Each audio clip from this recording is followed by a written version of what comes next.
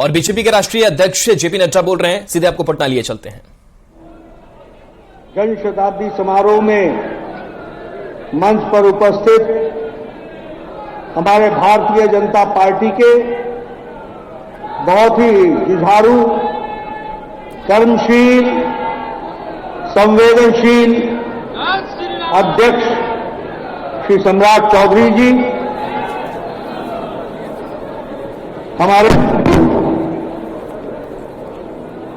विधानसभा में प्रतिपक्ष के नेता श्री विजय कुमार सिन्हा जी, हमारे विधान परिषद में प्रतिपक्ष के नेता श्री हरि साहनी जी,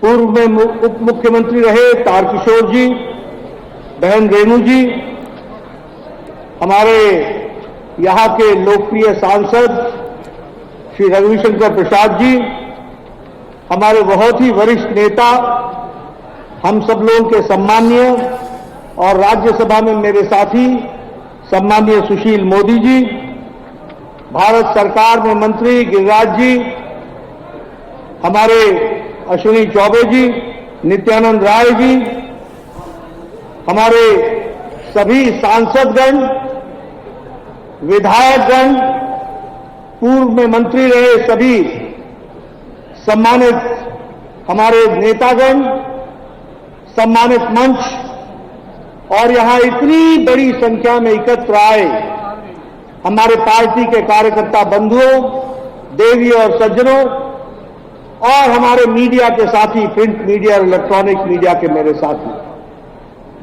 आज मुझे स्वर्गीय कैलाशपति मिश्रा जी के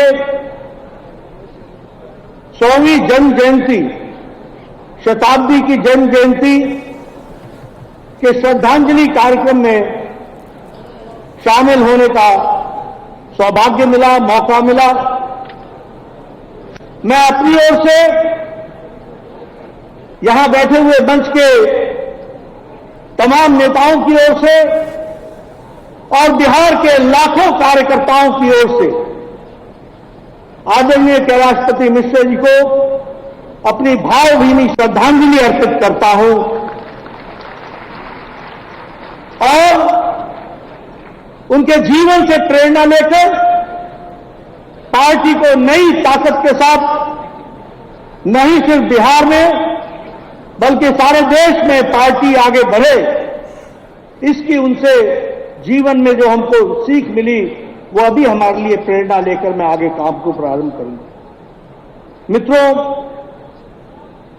कैलाशपति मिश्र जी पार्टी के प्रथम पंक्ति के नेता थे। कैलाशपति मिश्र जी पार्टी के प्रथम पीढ़ी के नेता भी थे। उन्होंने अपना जीवन और अपना बाल्यकाल अगर आजादी की लड़ाई में, फ्रीडम फाइट में और क्विट इंडिया मूवमेंट में लगाया तो आजादी के आने के साथ साथ उनका संपर्क राष्ट्रीय स्वयंसेवक संघ से हुआ और 1945 में वो राष्ट्रीय स्वयंसेवक संघ के प्रचारक के रूप में उन्होंने जीवन को, अपनी दृष्टि और जीवन को, अपना समर्पण राष्ट्रीय स्वयंसेवक संघ की विचारधारा को दिया। संगठन के विस्तार के लिए, संगठन में बाद में उनको जनसंघ में काम करने का मौका मिला तो पार्टी के एक्सपेंशन के लिए और बाद में भारतीय जनता पार्टी के लिए उन्होंने सारा जीवन लगा दिया और पार्टी के आज ये जो हम स्वरूप देख रहे हैं उसके दधीची के रूप में, नींव में कैलाशपति मिश्र हमको दिखते हैं। इस बात को हमको ध्यान रखना चाहिए। मित्रों, एक बात और हमको ध्यान रखनी चाहिए। जब कैलाश जी राजनीतिक क्षेत्र में काम कर रहे थे तो उस समय खोने को सब कुछ था, पाने को कुछ नहीं था। ये आज का माहौल नहीं था कि हम सोच सके कि कभी हम एमएलए बन जाएंगे, कभी हम एमपी बन जाएंगे, कभी हमारी सरकार आएगी। वो समय ऐसा था जब पाना तो दूर खोने के लिए तैयार रहना पड़ता था, ऐसी परिस्थिति थी। और ऐसे परिस्थिति में कैलाश जी ने अपना सारा जीवन लगाया और पार्टी को इस विराट वृक्ष के रूप में उन्होंने हम सब लोगों को अपने जीवन में लगा करके हम सबको दिया। मैं यहां यह भी कहना चाहूंगा कि वो पार्टी के बिहार के भीष्म पितामह थे। उन्होंने अपने आप को समर्पण करके, सैक्रिफाइस करके, ये छोटी घटना नहीं है। जब राज्यसभा के लिए उनका नाम तय हुआ तो उन्होंने बड़े सहर्ष कहा, मुझे संगठन में रहने दीजिए और हमको दलितों में काम को आगे बढ़ाना है, कामेश्वर पासवान को राज्यसभा में भेजिए। इस तरह की बात उन्होंने कही। आप याद कीजिए, यह वातावरण हमारी पार्टी में ही हो सकता है, किसी और पार्टी में नहीं हो सकता। और इस तरीके के उदाहरण कैलाशपति मिश्र ही दे सकते हैं। इसलिए उनसे हमको प्रेरणा लेना और प्रेरणा के साथ हम अपने काम को ताकत दें, इसकी आवश्यकता होती है। मैंने शायद पिछली बार भी बताया था, लेकिन मैं दोहराना चाहूंगा। मेरी उम्र 12 साल की होगी। 1971 का चुनाव था। जहां तक मुझे याद पड़ता है कि वो पटना लोकसभा की सीट का चुनाव उन्होंने 1971 में लड़ा था और उनका अक्सर हमारे घर आना जाना होता था। वो जनसंघ की टोपी पहन करके, दिए का निशान था, वो हमारे घर आए। मैं छोटा था, कौतूहल वर्ष ने पूछा कि कैसा चल रहा है, क्या चल रहा है। उन्होंने कहा हम चुनाव जीतेंगे, जनसंघ आगे बढ़ेगा। मैंने जो पड़ोस में सुना था, और वो बच्चे ही थे हमारे साथी, वो भी पड़ोस में जो सुनते हैं, तो मैंने उनसे कहा कि हमारी स्थिति अच्छी तो होगी, लेकिन शायद जीतना संभव नहीं होगा। उस समय मुझे याद है कैलाश जी ने कहा था, हम विचारधारा के लिए लड़ते हैं और विचारधारा के लिए हम समर्पित रहते हैं। यह तो पड़ाव है, पूर्ण विराम नहीं है। आगे और बढ़ेंगे और हम जीवन में सफल होंगे। मैंने उनसे एक और प्रश्न पूछा था कि आप सभी सीटों पर क्यों लड़ रहे हो, क्योंकि उस समय जब विधानसभा का चुनाव आया था तो सभी सीटों पर चुनाव हुआ था। तो उन्होंने उत्तर दिया था कि जीतना तो संभव नहीं होगा, लेकिन दिया का निशान घर घर पहुंचाएंगे, इसलिए हम काम करेंगे। मैं आपको ये सारी बातें इसलिए कह रहा हूं क्योंकि आज जब हम बापू सभागार में इतनी बड़ी संख्या में दुनिया की सबसे बड़ी राजनीतिक दल के रूप में बैठे हैं, तो हमें याद रखना चाहिए कि किन महानुभावों ने अपना जीवन लगा दिया, जिसके कारण आज हम यहां पर आकर के खड़े हैं। उन दधीचियों को हमको भूलना नहीं चाहिए। उनके जीवन से हमको प्रेरणा लेनी चाहिए। जिस तरीके से उन्होंने विचारधारा की बात कहें, तो वो अपने आप में एक संस्था थी। मैं सभी का नाम नहीं ले सका, सभी अध्यक्षों का। और मैं देख रहा हूं कि जब अध्यक्षों को मैंने देखा तो यहां भी अध्यक्ष, 2 पीढ़ियों के अध्यक्ष तो यहां मुझे दिखते हैं, और ये सभी अध्यक्ष कैलाशपति मिश्रा जी के हाथों के बनाए हुए कार्यकर्ता हैं। ये भी हमको समझना चाहिए। कितनी लंबी तपस्या रही। इसीलिए मैं कहता हूं कि कैलाश जी अपने आप में एक संस्था थे, एक इंस्टीट्यूशन थे, और उन्होंने दलितों के लिए, आज ये जातीयता की बात, जनगणना की बात हर एक तरीके से होती है, कैलाश जी ने समाज के सभी वर्गों को बराबर से आगे बढ़ाने का काम किया और एक माला में पिरोने का काम किया, तो कैलाशपति मिश्र जी ने किया। मुझे याद है वो बिहार के फाइनेंस मिनिस्टर थे जब कर्पूरी ठाकुर ने पहली बार ओबीसी का रिजर्वेशन लगाया था। मुझे याद है कि दलितों के लिए और सोशल सामाजिक न्याय के लिए कैलाश जी हमेशा लड़ते रहे। मुझे याद है कि आज भारतीय जनता पार्टी जिसमें सभी समाज के लोग नेतृत्व कर रहे हैं, इसकी नींव किसी ने रखी है तो कैलाशपति मिश्र ने रखी। ये बात भी हमको ध्यान में रखनी चाहिए। इसलिए मित्रों, मैं यहां यह भी कहना चाहता हूं कि जो उस बात के लिए कैलाश जी ने अपना जीवन लगाया, वही भारतीय जनता पार्टी की सोच, विचारधारा, दृष्टि, कार्य करने का तरीका, उसी को उन्होंने आगे बढ़ाया। ये अंत्योदय, अंत वाले अंत व्यक्ति, समाज में खड़ा हुआ अंतिम पायदान पे व्यक्ति, उसकी चिंता हो, इसको किसने रखा था? ये पंडित दीनदयाल उपाध्याय जी के एकात्म मानववाद से निकला हुआ अंत्योदय था, और इसको आगे मोदी जी ने बढ़ाया। सबका साथ, सबका विकास, सबका विश्वास और सबका प्रयास, इसको करके दिया तो नरेंद्र मोदी जी ने करके दिया। गांव, गरीब, वंचित, पीड़ित, शोषित, दलित, महिला, युवा, किसान, सबको सशक्तिकरण के साथ समाज में खड़ा करो, इस उद्देश्य को लेकर के पिछले 10 साल से प्रधानमंत्री मोदी जी कार्य में जुटे। मैं ठीक बोल रहा हूं कि नहीं बोल रहा हूं? मैं ठीक बोल रहा हूं कि नहीं बोल रहा हूं? मित्रों, ये सबका साथ, सबका विकास ये नारा नहीं है, ये हमारे जीवन में कार्य करने का लक्ष्य है। आप बताइए, प्रधानमंत्री किसान सम्मान निधि, इसने किसानों को ताकत दी है कि नहीं दी है? आप बताइए, उज्ज्वला योजना, इसने महिलाओं का सशक्तिकरण किया है कि नहीं किया है?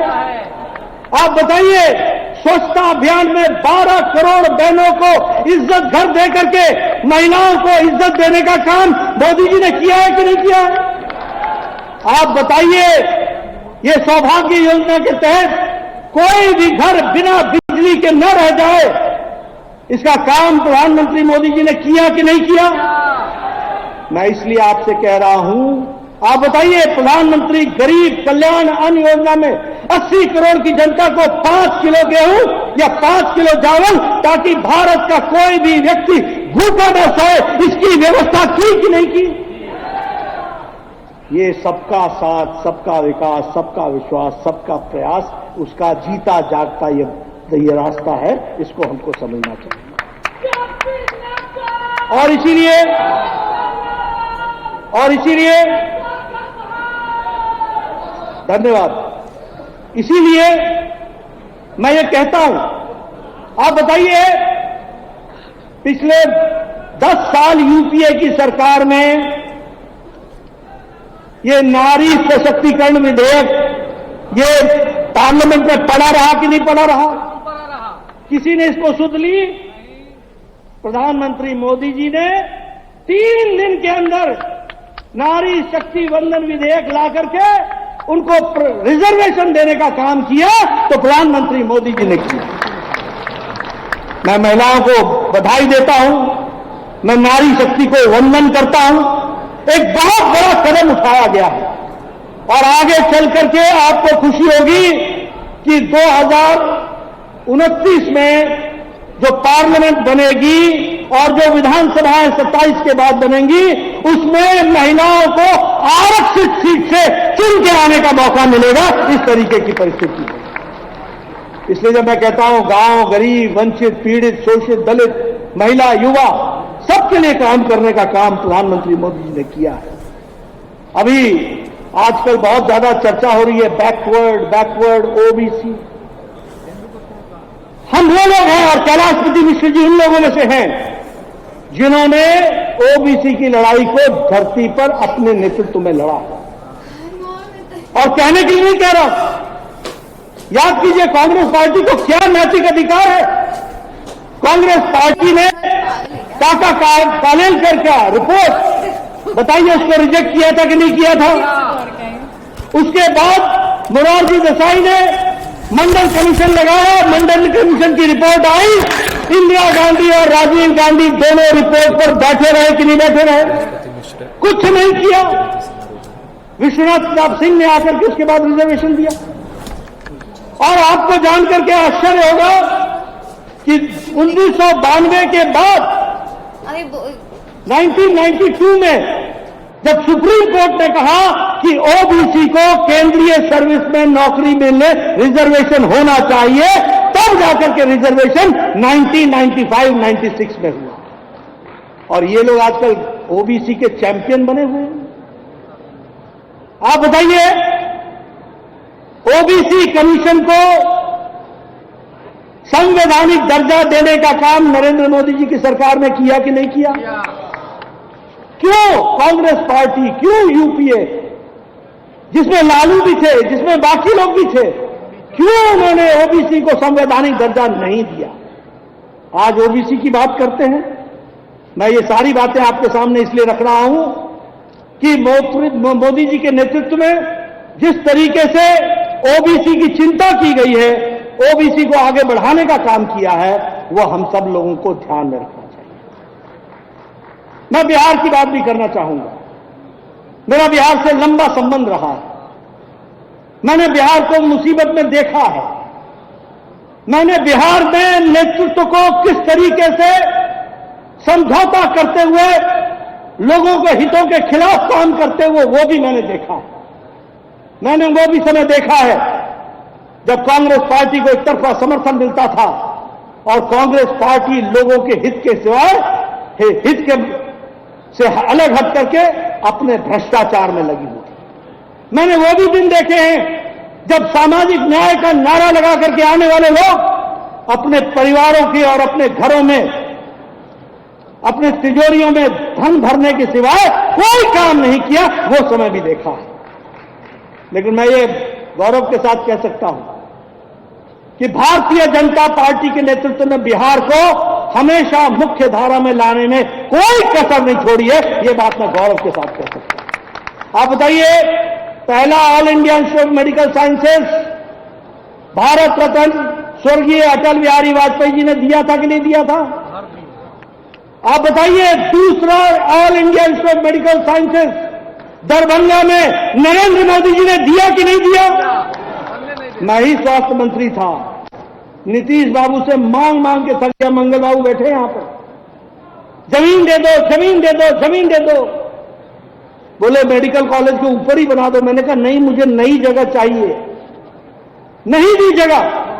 आज भी भारत सरकार का all India institute of medical sciences Darbhanga के लिए पैसा रखा हुआ है। जैसे ही आगे काम शुरू होगा उसको पूरा किया जाएगा। ये हम आपके सामने बताएंगे। आप बताइए, प्रधानमंत्री मोदी जी ने 1000 करोड़ रुपए 5 मेडिकल कॉलेज बनाने के लिए दिए कि नहीं दिए? आप बताइए, 6 सुपर स्पेशलिटी ब्लॉक के लिए आपको 1000 करोड़ रुपए, 2000 करोड़ रुपए से ज्यादा दिया कि नहीं दिया? यहां 2 पूर्व मंत्री बैठे हैं, अश्विनी चौबे जी और मंगल पांडे जी। पूछिए इनसे, केंद्र सरकार ने दिया, सुपर स्पेशलिटी ब्लॉक के लिए दिया। और अभी 15वें फाइनेंस कमीशन में भी 6017 करोड़ रुपए देने का काम भारत सरकार ने दिया। ये हमको ध्यान में रखना चाहिए। लेकिन हमारे ये यहां का नेतृत्व जो भ्रष्टाचार से ऊपर से नीचे आकर डूबा हुआ है, भाई को भाई से लड़ाओ, तुष्टीकरण की राजनीति करो, इसमें मस्त है, व्यस्त है। ऐसी सरकारों को गुड बाय कहने का समय आ गया है और भारतीय जनता पार्टी को लाने का समय आ गया। मैं यहां अभी जयप्रकाश जी के निवास स्थान पर जाऊंगा। मुझे याद है, मेरा बचपन जयप्रकाश नारायण के आंदोलन के समय गुजरा था। मुझे याद है, कदम कुआं में मैं जयप्रकाश नारायण के घर के आसपास कभी न कभी किसी न किसी बहाने आया करता था। सुशील मोदी जी, रविशंकर जी, राजेंद्र गुप्ता जी, अश्विनी चौबे जी, ये सब लोग उन दिनों जयप्रकाश नारायण जी के सानिध्य में आंदोलन को आगे बढ़ाने का काम कर रहे थे। मुझे याद है कि उसी समय लालू और नीतीश जी भी कदम कुआं के चक्कर लगाया करते थे। आज मैं सोचता हूं क्या से क्या हो गया। कहां से चले थे और कहां पहुंच गए। स्वर्गीय जयप्रकाश नारायण इंदिरा गांधी जी के विरोधी थे। ये लालू जी ने अपनी बेटी का नाम मीसा, ये maintenance of internal security act में वो बंद थे तब रखा था। जिन्होंने अपनी जवानी विचारधारा के लिए लड़ने के लिए तय किया था, वो समझौते में आकर के आजकल उसी इंदिरा परिवार की चौथी पीढ़ी के साथ गलबानियां कर रहे हैं और उनका स्वागत कर रहे हैं। ये भी मुझे देखने का मौका मिला। मैं सोचता हूं राजनीति भी कैसी चीज है, कुर्सी भी कैसी चीज है। समझौता करते करते कहां पहुंच गए। यही पटना की धरती पर तुम सोनिया और राहुल को स्वागत करने के लिए खड़े हो गए। यही विचारधारा की लड़ाई थी, इसीलिए तुमने अपनी जवानी दी थी, इसीलिए तुम maintenance of internal security act में गए थे। लेकिन सत्ता और सत्ता के साथ साथ सत्ता सुख, इसके साथ समझौता करने वाले ये लोग, इनकी राजनीतिक विचारधारा कहां से चली और कहां पहुंच गई, कहां से संपूर्ण क्रांति और कहां से सामाजिक न्याय से निकल कर ये कहां पहुंच गए, यह भी हम सब लोगों ने देखा है। मैं यहां यह भी कहना चाहूंगा, आजकल ये इंडी अलायंस की बात हो रही है। आप जानते हैं ना इंडी अलायंस, जानते हैं? ये जो इंडी अलायंस है, ये 3 आधार पर खड़ा है। पहला परिवारवाद, दूसरा भ्रष्टाचार और तीसरा तुष्टीकरण। आप देखिए, मैं आपके सामने भारत का नक्शा खींच के बताना चाहता हूं। जम्मू कश्मीर कौन है? फरूक अब्दुल्ला, उमर अब्दुल्ला, बाप बेटा। पीडीपी कौन है? पहले मुफ्ती मोहम्मद, बाद में महबूबा मुफ्ती।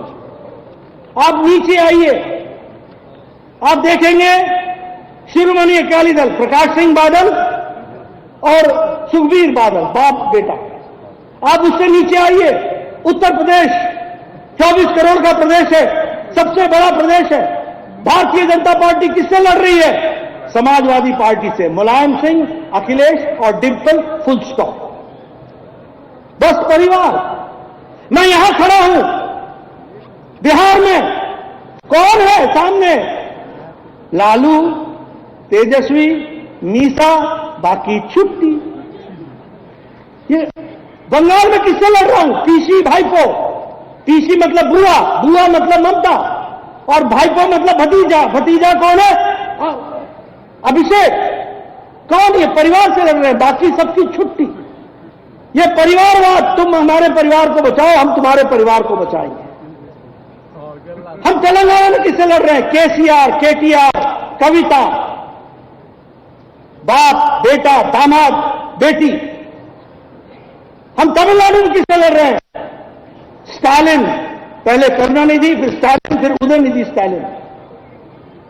हम महाराष्ट्र में किससे लड़ रहे हैं? शिवसेना, उद्धव ठाकरे, आदित्य ठाकरे। ये सब परिवार की पार्टियां हैं। और कांग्रेस में भी कौन है? Sonia, Rahul, Priyanka, full stop. ये सब परिवार की पार्टियां हैं। और मैं आप दोबारा दोहराना चाहता हूं, मेरे बात का बहुत बुरा लगा था विपक्षी दलों को, मैं दोबारा बोलना चाहता हूं, ये पहले ये बनती हैं क्षेत्रीय पार्टियां, रीजनल पार्टी, और रीजनल पार्टी के बाद बनती हैं ये पारिवारिक पार्टी। और भारत की प्रजातंत्र परिवारवाद को कभी भी परिचय नहीं देगा, विचारधारा को परिचय देगा। इसलिए परिवारवाद पार्टियों का समाप्त होना निश्चित है, ये आप मान करके चलिए। मैं भ्रष्टाचार की बात करूंगा। कांग्रेस पार्टी अकेली 12 लाख करोड़ रुपए का चूना लगाने वाली यूपीए की सरकार कांग्रेस पार्टी। भ्रष्टाचार पे भ्रष्टाचार। मुलायम सिंह की party Akhilesh, laptop scam, food grain scam, Gomti river front scam. Lalu, Tejashwi, ये तो मां, पिता, बेटा और माता, ये तीनों तो कल बेल करा करके आए हैं ना, कल ही तो करा के आए हैं।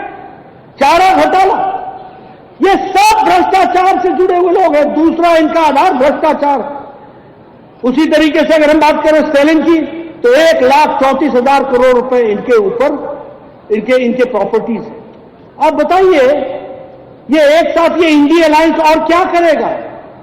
परिवार की को सेवा करेगा और परिवार के साथ साथ भ्रष्टाचार का पोषण करेगा और भ्रष्टाचारियों को बचाने का काम।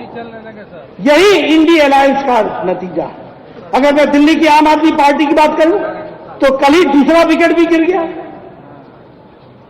वहां संजय सिंह शराब घोटाले में अंदर हो गए। ये सब भ्रष्टाचार में ऊपर से नीचे आकंठ डूबे हुए लोग हैं। और इसीलिए मैं यहां पर कहना चाहूंगा कि अगर हम विकास की दृष्टि से देखें तो सिर्फ भारतीय जनता पार्टी है जो समाज में विकास को आगे बढ़ाते हुए देश को आगे ले जाने का काम कर रही है। मैं यहां एक बात की और आपसे चर्चा करना चाहूंगा और बताना चाहूंगा कि जहां तक ओबीसी का सवाल है, जो मैंने पहले कहा, चाहे शिक्षा में सेंट्रल स्कूल हो, एमबीबीएस हो, एमडी की सीटें हो, इसमें कुल मिलाकर के 4 लाख बच्चों को ओबीसी को एडमिशन देने का काम किया तो नरेंद्र मोदी जी की सरकार ने किया। ये हमको ध्यान रखना। आज हमारे 27 ओबीसी मंत्री हैं। आज हमारे 85 ओबीसी एमपीज हैं। जितना कांग्रेस पार्टी के एमपी नहीं है, उससे ज्यादा हमारे ओबीसी के एमपी हैं। सामाजिक न्याय लाने का काम तो भारतीय जनता पार्टी ने किया है।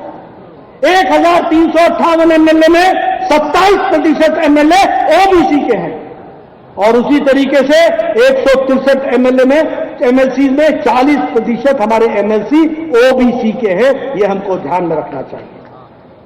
और ये जितनी स्कीमें हैं, जनधन योजना, उजाला योजना, उज्ज्वला योजना, ये सबसे ज्यादा लाभ ओबीसी को हो रहा है। इसलिए मैं यहां एक बात बड़े स्पष्ट शब्दों में कह देना चाहता हूं कि भारत की गरीबी सबसे बड़ी जाति है, जो हमारे प्रधानमंत्री जी ने कहा। और गरीब की सेवा करने का काम पिछले 5 साल में प्रधानमंत्री मोदी जी ने 12 करोड़ से ज्यादा गरीब लोगों को गरीबी रेखा से निकाल करके उनको मिडिल इनकम ग्रुप में पहुंचा दिया। और ये हम नहीं कह रहे हैं, ये इंटरनेशनल मॉनिटरी फंड बोल रहा है। लगभग 12% लोग आज गरीबी की रेखा से ऊपर उठ चुके हैं और 1% लोग लेस देन 1%, 1% भी नहीं, लेस देन 1% लोग अति गरीबी से निकल चुके हैं। सिर्फ लेस देन 1% हमारे अति गरीब रह गए हैं। ये जो गरीब की सेवा चल रही है, यही सबसे बड़ी जाति है। इसी को संभाल करके आगे बढ़ाना है और मजबूती प्रदान करना है। मैं एक बात बताना चाहता हूं, जब हम कहते हैं सर्वांगीण विकास, तो मोदी जी के नेतृत्व में अगर देश की धमक दुनिया में G20 और अन्य तरीकों से पहुंची है, वहीं भारत की चमक दक्षिणी ध्रुव पर पहली बार कोई लैंडर को उतारना का काम भी उनके नेतृत्व में हुआ है। वो भी हमको ध्यान, वो सैटेलाइट का उतरना भी वहां पर। और उसी तरीके से गरीब का सशक्तिकरण भी अगर हुआ है तो वह भी प्रधानमंत्री मोदी जी के नेतृत्व में भारतीय जनता पार्टी और एनडीए ने किया है। इसलिए मुझे इस बात की खुशी है कि जिन बातों के लिए कैलाशपति मिश्रा जी ने अपनी जीवन लगाया, जिन बातों के लिए कैलाशपति मिश्रा जी ने अपना पल पल लगा करके कार्यकर्ताओं को बढ़ाया, उसको साकार करने का काम आज भारतीय जनता पार्टी प्रधानमंत्री मोदी जी के नेतृत्व में कर रही है। और मुझे बहुत अच्छा लगा सम्राट जी का एक वक्तव्य, उन्होंने कहा अब हम कंधे पर बैठाना छोड़ चुके। मैं उनकी बात को याद रखूंगा। समय आ गया है कि अब अपने कंधे मजबूत होकर के 2024 में संपूर्णता से हम चुनाव जीते और 2025 में वो अपना कंधे पर और अपनी मजबूती पर विशुद्ध भारतीय जनता पार्टी की सरकार बनाए, उसके लिए हम काम करें।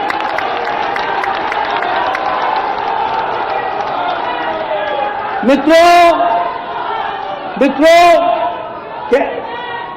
इस जनशती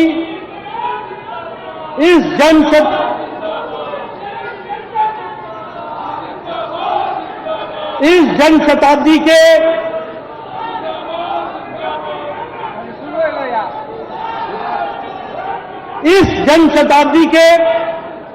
स्वर्गीय कैलाशपति मिश्रा जी को सही मायने में श्रद्धांजलि यही होगी कि 2024 में संपूर्ण एमपीज की सीट जीतकर हम दिल्ली में मोदी जी को फिर से प्रधानमंत्री बनाएंगे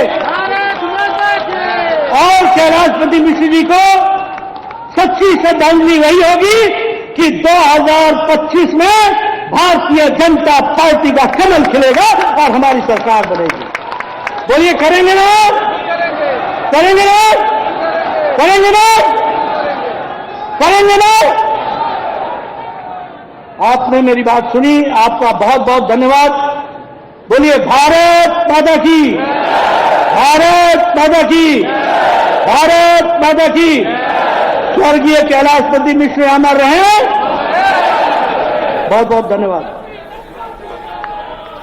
जेपी नड्डा जिंदाबाद, भारतीय जनता पार्टी जिंदाबाद। तो पार्टी में कैलाशपति का काफी योगदान रहा है, ये कहना था बीजेपी के राष्ट्रीय अध्यक्ष जेपी नड्डा का। उन्होंने कहा कि कैलाशपति मिश्र हमारे लिए हमेशा से प्रेरणा रहे हैं और कैलाशपति मिश्र प्रथम पीढ़ी के नेता रहे हैं। ऐसे में पार्टी के लिए उन्होंने पूरा जीवन लगा दिया था और इसीलिए उन्हें सच्ची श्रद्धांजलि यही होगी कि हम एक बार फिर से देश में मोदी सरकार लाएं। ये अपील उन्होंने एक बार फिर से अपने कार्यकर्ताओं से की है।